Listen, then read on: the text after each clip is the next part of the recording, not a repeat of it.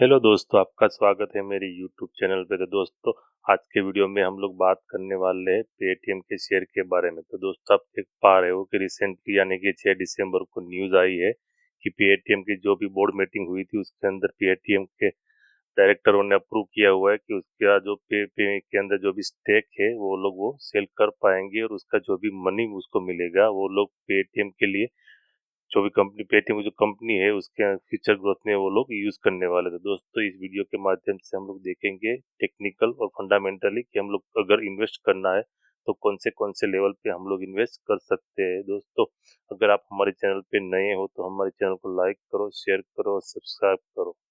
तो दोस्तों, आप देख पा रहे होंगे कि अब हम आ चुके हैं पेटीएम के ग्राफ पे। तो हम लोग देखते हैं कि हमको सपोर्ट कहाँ पे मिलता है और रेजिस्टेंस कहाँ पे है। ठीक है दोस्तों, अगर हम बात करें रेजिस्टेंस की तो ये ऑलमोस्ट रेजिस्टेंस के लेवल के पास ही ट्रेड हो रहा है। तो इस बात पहले बात करें सपोर्ट की तो हमको सपोर्ट मिला है 892 के आसपास। ठीक है, और रजिस्टर हमको मिल रहा है ऑलमोस्ट 1000 के आसपास। अगर ये स्टॉक रिसेंटली 1000 को क्रॉस करता है तो हमको एक बहुत ही बढ़िया अप मूव देखने को मिल सकता है। ठीक है दोस्तों, अब हम बात करते हैं वीकली ग्राफ के बारे में। अगर हमको कुछ नया ट्रेंड देखने को मिलता है तो दोस्तों वीकली ग्राफ में भी सेम ही देखने को मिल रहा है कि अभी वो ऑलमोस्ट अपने लास्ट जो बचा हुआ था सब रेजिस्टेंस उसके पास ही ट्रेड हो रहा है। अगर रेजिस्टेंस क्रॉस करता है तो फिर से वो ऑल टाइम हाई के लिए एक गति शुरू कर देगा। ठीक है दोस्तों, हम बात करते हैं स्टॉक के फंडामेंटल के बारे में। आप देख पाओगे कि स्टॉक की जो मार्केट कैप है वो 62,000 करोड़ के आसपास चल रही है अभी।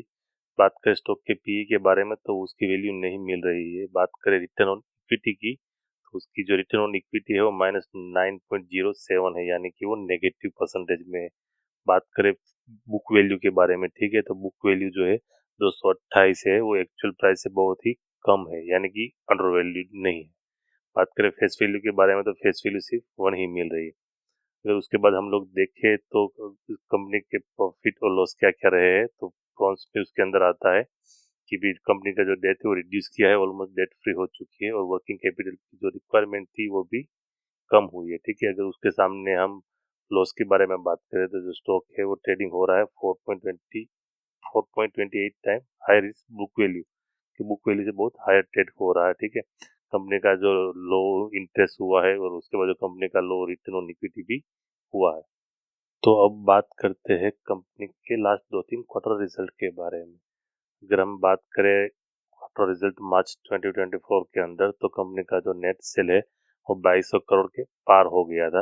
उसके बाद जून के अंदर उसका जो नेट सेल है वो कम हुआ था, यानी कि 1500 करोड़ के पास ही रहा था। अगर बात करें सितंबर 2024 के अंदर से वो तो बढ़ के फिर से 1600 करोड़ के पार हो गया था। अगर हम बात करें उसके सामने नेट प्रॉफिट के बारे में तो मार्च 2024 के अंदर कंपनी ने नेट लॉस ही किया था 550 करोड़। उसके बाद जून के अंदर कंपनी ने नेट लॉस ही किया था 840 करोड़ के आसपास। ठीक है, अगर बात करें सितंबर 2024 के क्वार्टर के बारे में तो कंपनी ने जो है नेट प्रॉफिट किया है 930 करोड़ के आसपास। ठीक है दोस्तों, दोस्तों अब हम बात करते हैं ईयर वाइज प्रॉफिट और लॉस के बारे में। ठीक है, अगर हम लास्ट 2-3 ईयर के बारे में देखें तो मार्च 2023 के अंदर जो प्रॉफिट हुआ था वो था 7,990 करोड़ के आसपास। ठीक है, और उसके बाद नेक्स्ट ईयर में वो बढ़ के हुआ 9,900 करोड़ के आसपास। और आप देखोगे करंट में चल रहा है 8,279 करोड़। ठीक है, तो उसके सामने हम बात करें नेट प्रॉफिट के बारे में तो मार्च 2020 के अंदर कंपनी ने नेट लॉस दिखाया था -1,776 करोड़। और उसके नेक्स्ट ईयर में कंपनी ने फिर से नेट लॉस ही दिखाया था 14 करोड़ के आसपास। ठीक है, और अभी करंट में चल रहा है 682 करोड़ आसपास।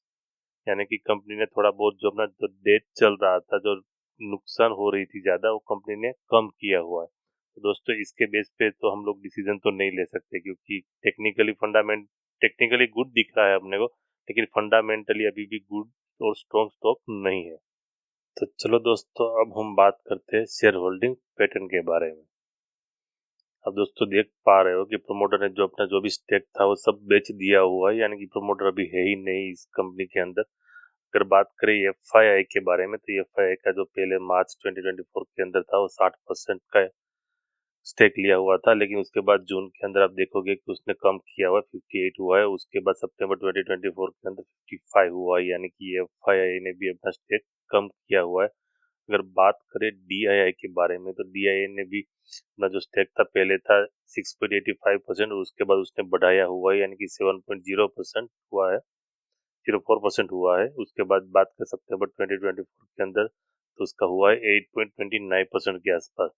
और रेस्ट ऑफ द जो भी शेयर बचे हैं वो सब पब्लिक के पास है। तो दोस्तों आप देख पाओगे कि शेयर होल्डिंग पैटर्न के अंदर भी जो भी प्रमोटर थे उन्होंने अपना स्टेक जो भी है सभी बेच के निकल गए। तो दोस्तों वो अनदर ड्रॉबैक है जो फंडामेंटल में फिट नहीं हो रहा है, यानी कि हम लोग उसके हिसाब से भी देख सकते हैं कि कंपनी के ऊपर प्रमोटर को भी ज्यादा भरोसा नहीं है। तो दोस्तों ये थी पेटीएम कंपनी के शेयर के बारे में जानकारी। तो दोस्तों मिलते हैं अब अगली वीडियो में, तब तक के लिए जय हिंद।